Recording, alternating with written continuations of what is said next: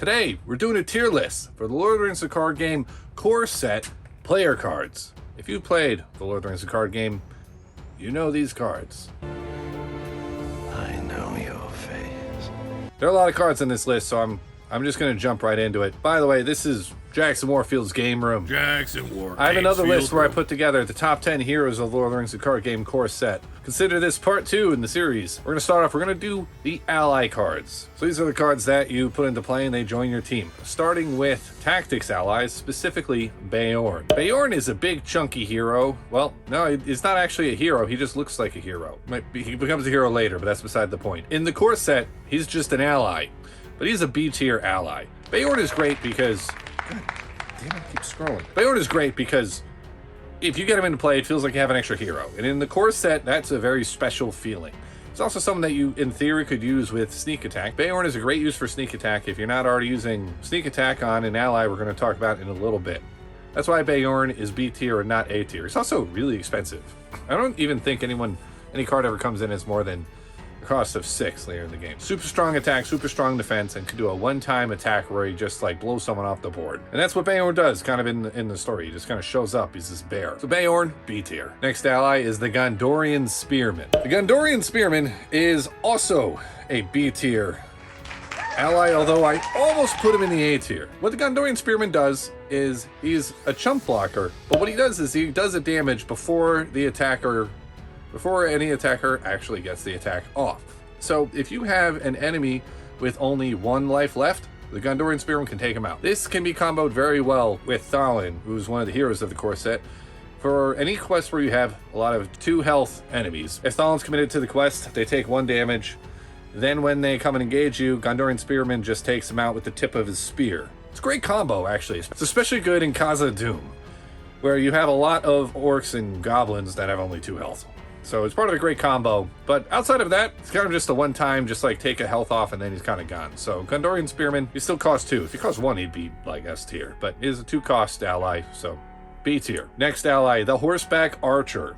Horseback Archer is a D tier. Now, what you're really paying for here, and this is kind of expensive in the Core Set, is you're paying for having a ranged ally. A little bit of bias, you know, if I'm going to share my bias, it's that I typically play the game solo, either one-handed or two-handed.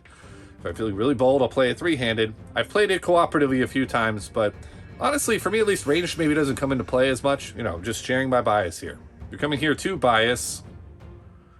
I don't have that kind of a channel right now. So yeah, Horseback Archer is overcosted, like a lot of places where you might bias.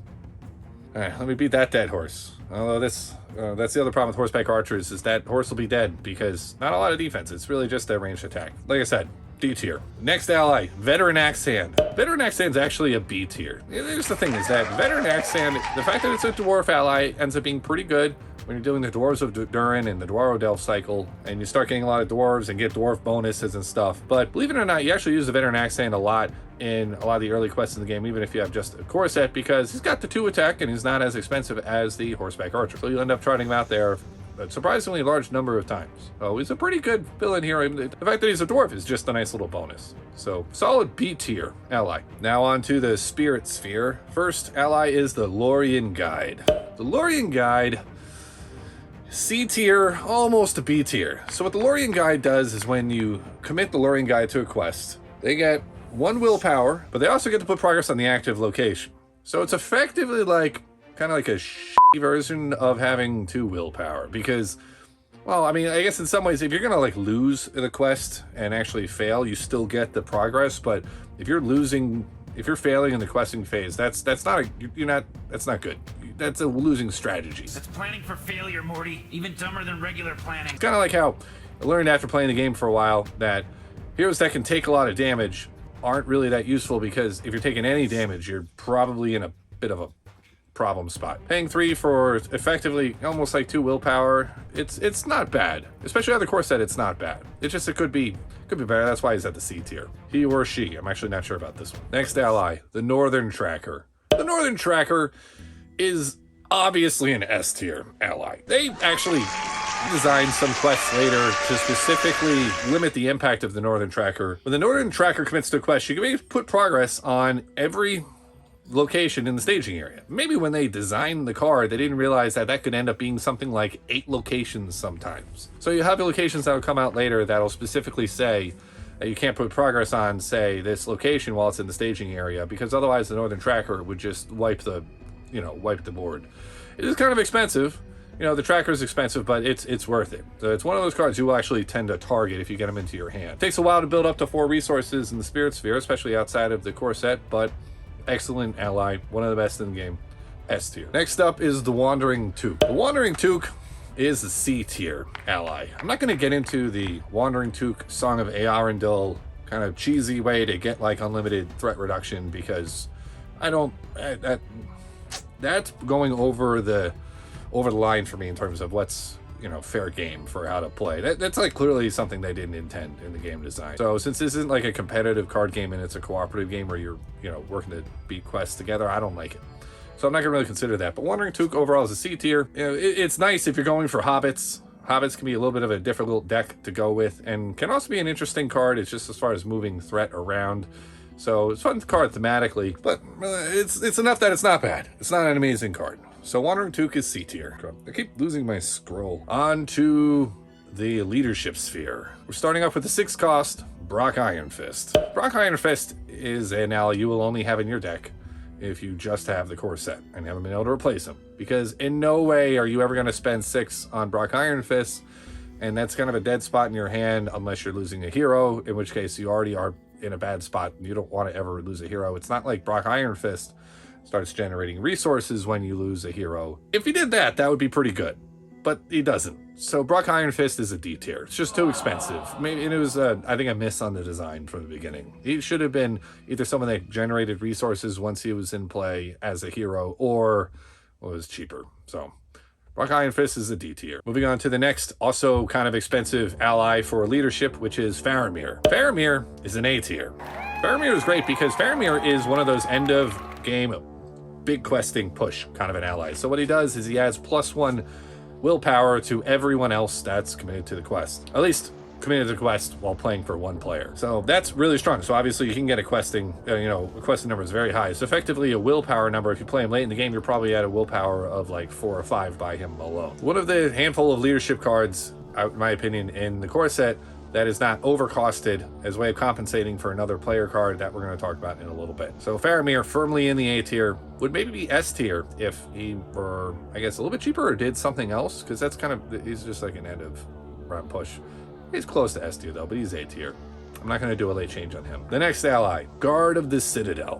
Guard of the Citadel is a C tier ally. Play the game right out of the core set, you're going to use the Guard of the Citadel because he has an ally. He's an ally with willpower, and in the leadership sphere, which is one of the most playable spheres right out of the core set, you're gonna need willpower to come from somewhere. 2 costs for 1 willpower is fine. You can use him as a chump blocker. If you're not familiar with the term chump blocker, if you're new to the game, a big aspect of the game is you'll have these big attacks and you won't be able to defend them. So what you do is you defend an attack of value like 6 with a little guy who's got a defensive 1 and health of 1, because they'll take up the attack. They won't survive it, but those 4 extra damage won't do anything to you. So it's a legitimate strategy in the game is chump block. Guard of the Citadel is doing a lot of guarding of the Citadel just by being just a live body there, but can also get you some willpower in the meantime and help your questing. So C tier. The next ally is the Longbeard Orc Slayer.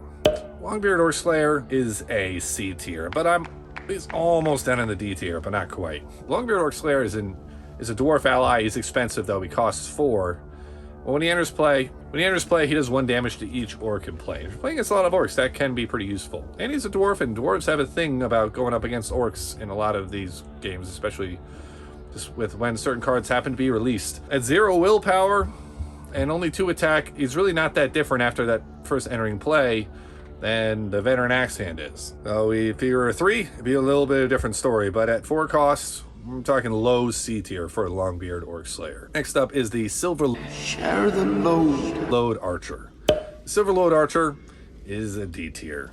3 costs for either 1 willpower or a ranged attack of 2, with also 0 defense and 1 health. You're paying a lot there for you're probably going to use them as ranged attack, because again, you're not going to be able to use him for questing and attacking in the same turn. So you're almost definitely using it for ranged. And this kind of goes back to the horseback archer, where range was kind of at a premium for card cost out of the core set. Not to say like Legolas wasn't useful, but it's too much. We're talking D tier here. I never really, got a lot of use from the Silver Lord Archer. Even when Sylvan decks came out, it's a little expensive. Next ally, a lot of allies for leadership. The next ally is the Snowborn Scout. The Snowborn Scout's an A tier. This is despite the fact that Snowborn Scout does almost nothing. Snowborn Scout is actually almost a more effective version of the Guard of the Citadel. So Snowborn Scout is a cost 1 ally. When Snowborn Scout enters play, you plop a progress token on a location. Often that's what you need to just knock it out. And you get a few of these Snowborn Scouts, you can actually clear some locations that would be very difficult to move otherwise. And then you can use him as a chump blocker. It's not going to contribute to the quest, and he's kind of there just so he can just go run out and get stomped.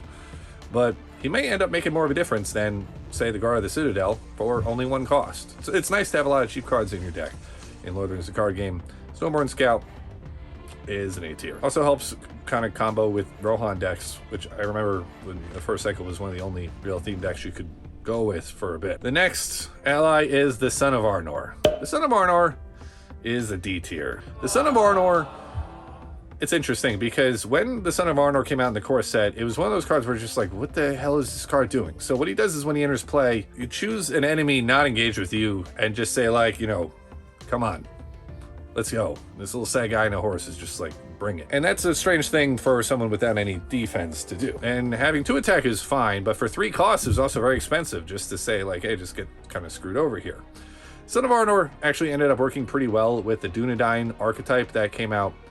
Initially, it was several cycles into the game, but now is maybe a little bit more prominent. With the Angmar Awakened re-release, Son of Arnor actually kind of plays into that. It makes me wonder, it was almost certainly they had the Son of Arnor first, and that was the inspiration for the Dunedain archetype and how they work, as opposed to, say, someone with an idea when the core set came out like 2011, and then I don't know what year it was exactly when Angmar Awakened came out, maybe like 2015 or so. And to say like, oh yeah, no, we've been waiting on this idea for 4 years, and now it's gonna play out like that's how all the Dunedain work. I don't know that that's how it went down, but even so, it wasn't like that amazing when he came out, and he's still expensive, so he's a D tier. All right, last sphere for allies, the Lore Sphere, starting with the Daughter of the Nimrodel. Daughter of the Nimrodel is a healing card, and I have to say, of all the cards in the core set, this is one of the ones that saw its value drop off a lot from when the game was brand new and had just a core set and a few expansions to later on. Daughter of the Nimrodel is a C tier. The Daughter is a healer, but there are downsides of that, as I mentioned before. If you have to heal, you're already in a bad spot, so you don't usually plan to be there. But Daughter of the Nimrodel is also kind of expensive, and there aren't a lot of combos to go around. There are, talking about some of the early quests, like Journey to Razgabel, where you actually need to use healing. Nice little cameo appearance for some of the healers out of the core set in that quest that you put back in the binder and never really used again. So yeah, Daughter of the Nimrodel is a C tier. Cool card art though. I'll say this in almost every Lord of the Rings the card game video. The artwork in the game, and really is, I guess, for all Fantasy Flight Lord of the Rings game, is top notch. I don't know why it stopped filming there. Let's hope this doesn't happen again. The next ally card is Erebor Hammersmith. Scream for me, Hammersmith! So he's a dwarf, and what he does, he recycles attachments out of your discard pile. After all, he is a smith, so he's making weapons for you. Erebor Hammersmith is a high B tier ally. He's a dwarf, which is nice. He's really there to just keep your attachments going. There's some nice combinations later with, digging for stuff in your discard pile with other decks that you might get. Erebor Hammersmith is still good even without that combo. Paying 2 for, he's like a utility knife ally. Use him once to get the extra attachment, and then he could go on the quest, or he could defend, which has 3 health, which is pretty nice, so he's B tier. Next is Gleowin. Gleowin? Gleowin. Basinger? Basinger? Gleowin, the Rohan minstrel, surprisingly not an elf, despite what he looks like and the fact he has a harp, is an A tier. An A tier. He's an A tier ally because he gives you a free card every turn. You're not going to use him for anything else. He's the card draw guy. You can't do more than one because he's unique. Because there's just one Gleowin. You can't have a bunch of Gleowins all, harping it up together, minstreling it up. So yeah, he's an A tier. That's how valuable card draw is in the game.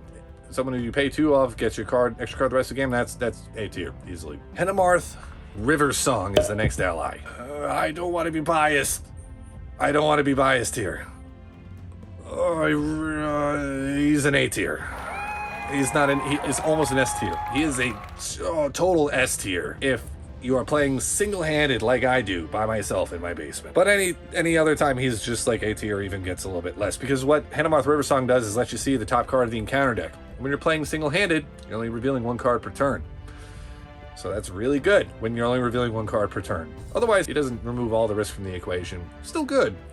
So that's why he's A tier, and he's high up in the A tier too. The next ally is Miner of the Iron Hills. Miner of the Iron Hills is a dwarf, but you wouldn't even, he just doesn't really act like he's not really a dwarf card as so much as you put him in your deck when you have a condition attachment coming your way, like Caught in a Web, for example, in the core set. Let's be real, if you're playing Lord of the Rings, the card game, you know what encounter cards you're going to be facing, because otherwise you're going to lose. If you have conditions, you put them in there. If you don't, you don't. Even if you're running dwarves, you don't really run this guy unless you have condition attachments coming up. He's a B tier because it's very, very niche, application of this guy coming in from the Iron Hills. And the last ally of the core set, Gandalf. Gandalf the Grey. Oh, they just say Gandalf in the game. But Gandalf is an S tier, and there's really no doubt about this. Maybe if you couldn't combine him with Sneak Attack, he'd be lower, but Sneak Attack we're going to talk about in a bit, as that was the other, teased card for Beorn. So Gandalf is an S tier because put him in play,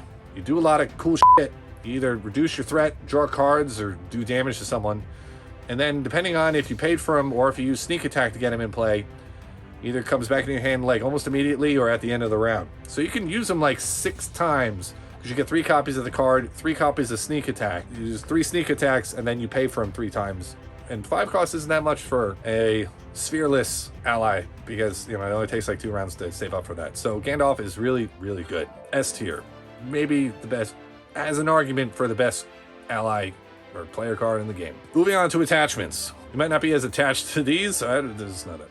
First attachment card is really meant for Legolas. It's the Blade of Gondolin. What the Blade of Gondolin does is when its user destroys an enemy, you add a progress to the quest, which, given that Legolas already did that, you're basically doubling Legolas's special ability here. Blade of Gondolin is an A tier. It is really just only for Legolas, but when you use it for him, it's just really good. Not to mention that bonus when you're attacking orcs is just a nice little bonus. Like, you'll attack a lot of orcs in the game. The next attachment is the Citadel Plate. This is Gimli's thing to go wear. The Citadel Plate, though, is a B tier. It's very good for Gimli, but it's really expensive. Paying 4 for a Citadel Plate, yeah, that's a lot. Now, you can attach potentially 2 Citadel Plates, which is that's kind of stupid because it's not unique, although it is restricted, so you can only put 2 on a hero. But he allows the health number to go up, and Gimli, as a result, gets to take a crap ton of health. Although you can also put one on, like, say, Glowin, for example. It does take a lot to save up for a Citadel Plate, especially if you're already trying to save up for, say, Beorn or something like that. So Citadel Plate's a B tier, but when you use it, it's really good. A lot of Lord of the Rings, the card game, is building up to being in just this really big board state where you just, like, win everything. Actually, has a similar arc to games like Spirit Island that way, compared to, say, cooperative games like Pandemic, which you're strong in the beginning and then it gets worse and you try to eke out at the end, whereas here you're like you don't even know if you're going to make it past turn 3, and then all of a sudden you just win because everything just comes through. Like, it's a Catastrophe, which is a token where go off on a tangent here. I only have like 20 more cards to do. Let's go. Next attachment is the Dwarven Axe. The Dwarven Axe, I don't think is very debatably not as good as the Dwarven Axe that came later, but the Dwarven Axe, it's a B tier. It's a nice attachment, especially put on Gimli or one of the other dwarves. Adds the attack. More attack because if it's a dwarf that you attach them to, I guess dwarves know how to use axes better. Dwarven Axe is a B tier. Horn of Gondor, A tier. Even though you don't get Boromir in the core set, the Horn of Gondor is still useful for resource generation. In fact, I think pretty sure it's the only resource accelerator that's not in the leadership sphere coming out of the core set. So what the Horn of Gondor does is when a card leaves play, they had to errata this. When a character is destroyed, you get an extra resource. It used to be when it left play. So like whenever like Gandalf left play, you could get a resource. So it used to be overpowered. It's just really good. Still, it's still A tier in my opinion. Over to the Spirit Sphere, Power in the Earth. I don't even remember so Power in the Earth, you attach it to a location. What it is makes the location's threat go down by 1. It lets you kind of let a location sit out there, especially one that only had a threat of 1 to begin with. It's a C tier. Often, locations in the staging area have other effects, so you don't really want to just let them sit there. Better off, in my opinion, getting +1 willpower somewhere than using -1 threat on location. There might be some, like, corner cases I'm not fully acknowledging here, but that's why I think it's a C tier. It's not a D tier. It's not useless, but it's not that amazing. The Favor of the Lady, also known as the crappier Celebrian Stone. It's a B tier. So 2 costs for +1 willpower. You don't have that many chances to get extra willpower in the game, and it's very important to do, especially right out of the core set. So the fact that it can do that for a not absurd cost, and you can attach it to a hero, for example, that you're already trying out on the quest every turn, that's a B tier card. Unexpected Courage is the next player card. Unexpected Courage is an S tier. Unexpected Courage lets you wake up an exhausted hero, so you get to do double whatever the hero is. Basically doubles the hero. That's really good, especially with heroes like Aragorn out of the core set. Aragorn out of the core set. It's so should competing with Gandalf for one of the best cards, or for the best card in all of the Lord of the Rings card game, arguably. Yeah, for only 2 costs, you basically just get to double a hero. Can't argue with that. Moving on. The Celebrian Stone, or the thing you attach to Aragorn to get him up to 4 willpower, A tier. Just because it's better than Favor of the Lady, although it's unique, so you get to use it once. But it does help out Aragorn, especially later you get the ability to, put more attachments on Aragorn and get a nice Aragorn deck going where you just make him like super Aragorn. This is the first step towards that. So yeah, getting 2 willpower for 2 costs when you have Aragorn in play, that's a really good deal. But that's the only real spot where you're doing it, so it's an A tier. If you have no Aragorn, you're better off with Favor of the Lady, or obviously which sphere you're using matters too, but it's also a nice way to pump up willpower within leadership. Next up is Steward of Gondor. Steward of Gondor is an S tier. Steward of Gondor, I swore from the beginning, was written incorrectly. Exhaust the Steward of Gondor. I thought that meant the hero that he was attached to get +2 resources, so I thought your hero had to take a turn off to get 2 resources. That's not the case. What this card does is you exhaust this card to get +2 resources, which means it's +2 per turn, which means if you're getting 3 resources per turn on your 3 heroes, use this card for a cost of 2, you're up to 5. The ROI is 1 turn. It's kind of absurd, and again, I think that's why a lot of the cards for leadership in the core set were so expensive, is because resources are just like nothing when you got this card in play. Like, I've literally played with this card before and been like, I don't have enough counters for resources. I can't spend them all. I don't have enough card draw to spend all this. So yeah, it's an S tier card. It's really good. An argument is some people say it's like not super thematic, like, right? Like, why would a dwarf be the Steward of Gondor? Like, I don't know. There's only so much you can do with the game. If you made it they only can attach to like Gondor heroes, that would change the dynamic of the core set a little bit, that's for sure. Now to lore. Now we have Dark Knowledge. Dark Knowledge is a C tier. I'm gonna put it as D tier, but I don't think it's completely useless, because you can attach it to it. So what Dark Knowledge does is you basically reduce the willpower on a hero that it's attached to, and in exchange you get to look at a shadow card each turn. That could be useful. Not every hero needs its willpower. I don't know. I just never found myself using it that much. C tier. Good, we're still recording. Next card is the Forest Snare. The Forest Snare, it's a B tier. Because of, man, is that thing necessary in the core set when you're dealing with the Hill Troll. We're gonna get into the Hill Troll in a later video. But the Forest Snare is a trap card. It's kind of expensive though. Basically locks up an enemy, which is good, because then you don't have to deal with it. It's one of the ways of handling an enemy that is just too strong. In fact, they do have to put, they put text on some enemies later in the game where you can't put attachments on them. Cards like this are why, because then you can just deal with it for 3 cost, which is maybe in some cases too cheap. Forest Snare, it's a good card. It's a little bit too expensive to use all the time though, because like getting 3 lore resources together isn't nothing. I find myself very often resource thirsting when I'm playing with lore. Protector of Lorien is the next attachment. Protector of Lorien is an A tier. Now they had to errata this card. This card is basically it's like the Eowyn enhancer, because it does Eowyn's thing where you discard a card for +1 willpower. This allows you discard another card for +1 willpower or defense. The errata is up to 3 cards. It was originally just as many cards as you want, which would be kind of absurd, like to just discard 7 cards and get +7 willpower. So I understand the limitation there. And I'm pretty sure that was an errata, but maybe I'm wrong. Yeah, it's A tier. Definitely usable. It's cheap. It's cheap. Jackson Warfield gives high quality analysis. Jackson War Games Field Room. Next attachment is Self-Preservation. For 3 cost, this is the healing card. You can heal yourself with this card. Even though it's preserving yourself by, apparently, according to the picture, avoiding an attack, this is actually a matter of taking the arrows out of your body. It's a little expensive, and running theme here, if you're taking damage, you're already kind of in a problem spot, but it does combo well with some cards like Lowen, where you do want to take damage, but it costs a lot to get there, so 3 cost. Surprisingly, it's only a C tier. Would have assumed it was a B tier before I played the game a lot, if not higher. Now the events. First one is Blade Mastery. Blade Mastery is a C tier card. Blade Mastery is one of those cards that when you just play out of the core set, you use all the time, and then within a couple expansions, you just kind of never use it again. Because it's usable, but it's just very average, very insignificant, very unremarkable. Excruciating. Horrific. C tier. Because you get a little boost, sometimes that's really useful, and can be worth a resource depending on the situation. But it's not something that like pays itself off exponentially over time like some cards do. So that's a C tier. Feint. Feint is also an S tier. For only 1 cost, you can avoid an attack. And that attack, you never know, they're gonna be big.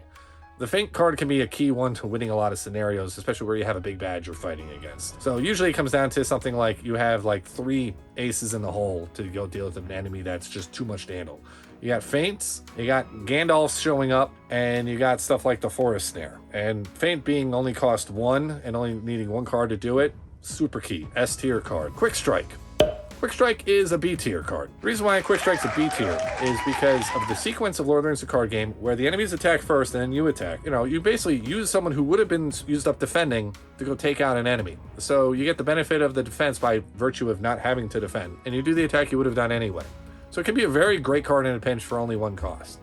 You just need to obviously have, like, you know, strong enough. It doesn't always make a difference. So it's a B tier. It's a good effect. Rain of Arrows. Rain of Arrows is a C tier. Rain of Arrows has a bigger impact the more enemies you have engaged with the player. So basically you take a ranged player, a ranged character, including some of those really expensive ranged characters, exhaust them, and you deal 1 damage to every enemy you're engaged with. The reason why this is only C tier. First off, you hopefully aren't engaged to a ton of enemies, so the impact isn't that big.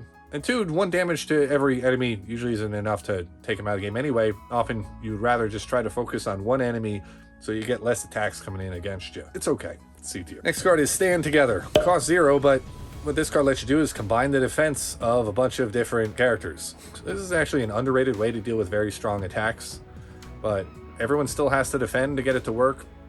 I don't end up using it that much. I mean, the cost is 0. The only cost of the card is the card itself, but it takes up space in your deck. C tier.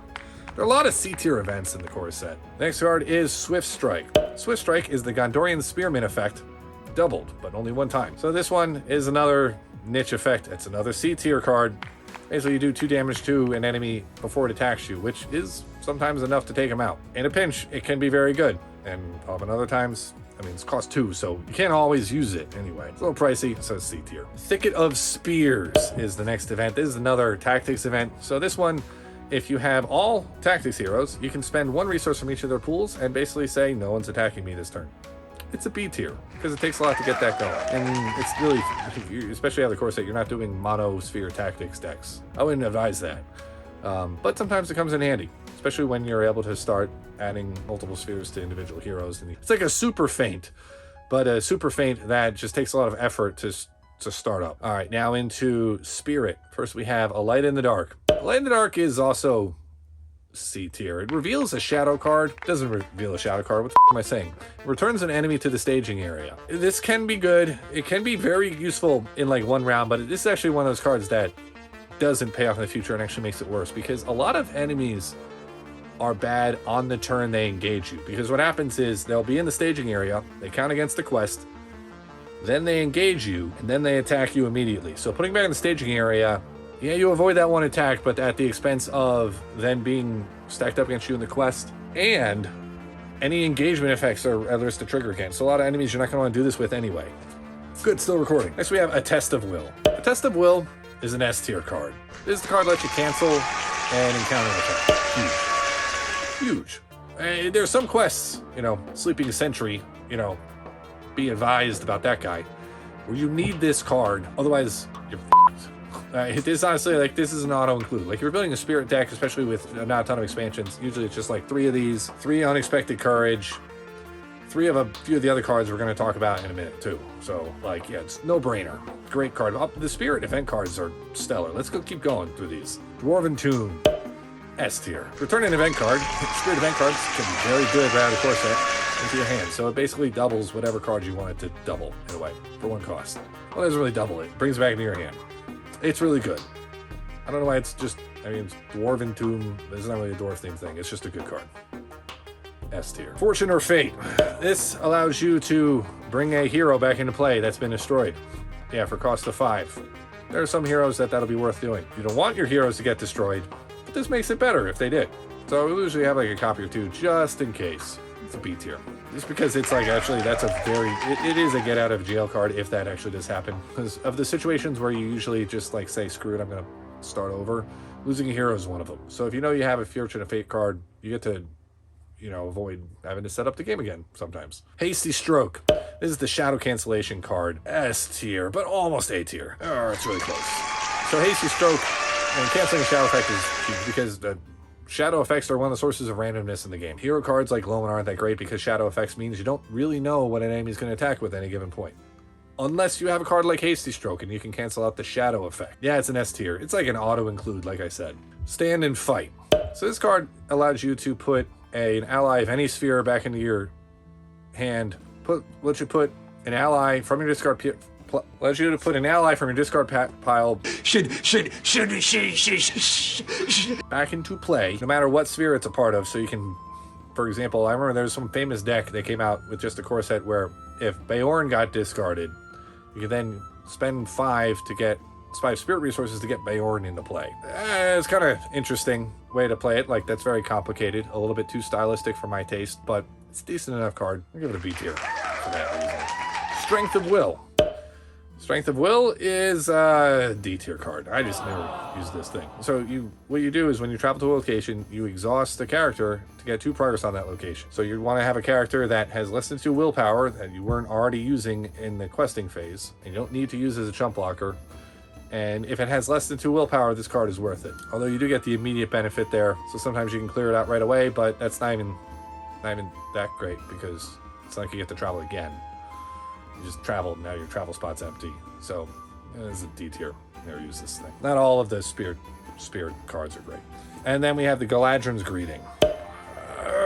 This one's A tier, but man, it's close to S tier. It is a hefty way to reduce your threat. There are 2 real ways to reduce your threat in the core set and through most of the game, to be honest. You have Gandalf, when he shows up, 6 times, and the Galadrim's Greeting, which is very impactful. You either reduce your threat by 6 or everyone's threat by 2. So if you play 4-player, it's a total of 8 threat reduction. Yeah, it's really good. It's expensive, but you get a lot for it. What you do basically by reducing your threat, the main thing you're doing is extending the game. But the other thing you're doing is obviously making it so that certain enemies won't necessarily engage with you. Some cards just end up snowballing your threat. Share the load. This avoids that.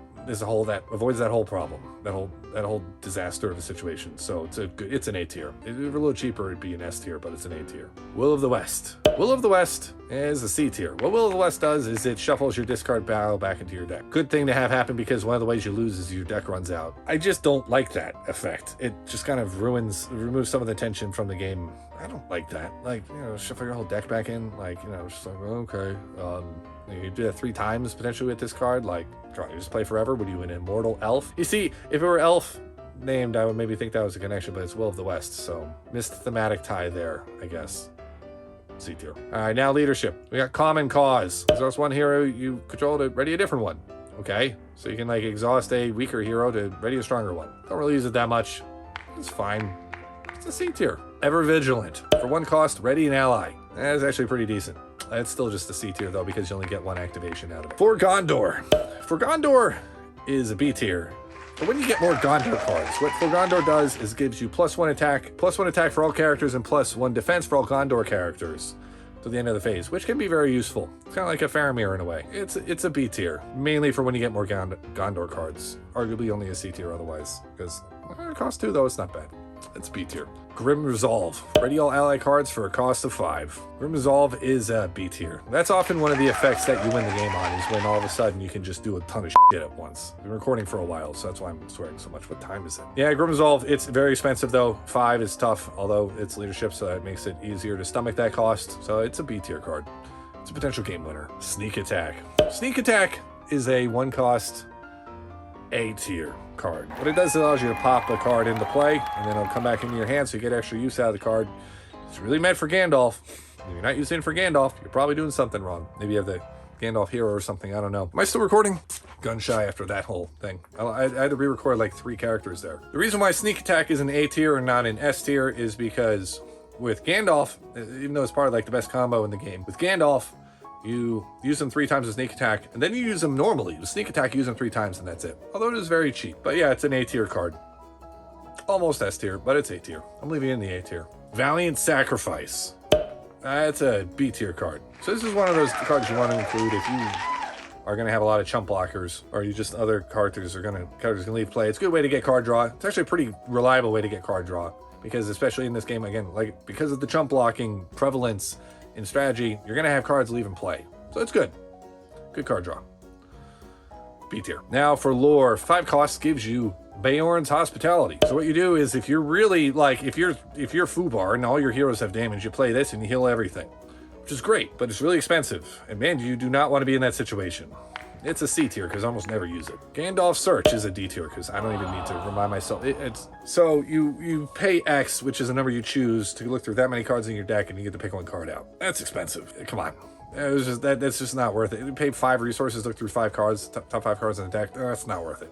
The 1 is the one thing I would do, but even then, you're better off just getting a card draw because you're not choosing anything. Choose 2 to choose between 2. Nah, it's a D tier. Also, it's tougher to organize the cards. If you want to organize by cost like I do, the X is annoying because you have to figure, oh, the X's go before the 0s or after the 6s. D tier. All right, final stretch here. All right, Lord of Ladris. 2 cost. Heal someone. That's a C tier. It's good in a pinch, but self-preservation is also better. And 2 costs is pricey. You can do a lot with 2 resources in the game.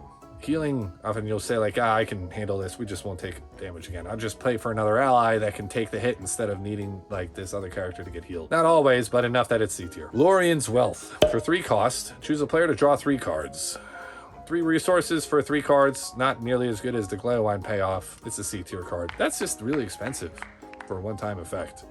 Like Gandalf in a Sneak Attack, you get 3 cards for 1 cost. Yeah.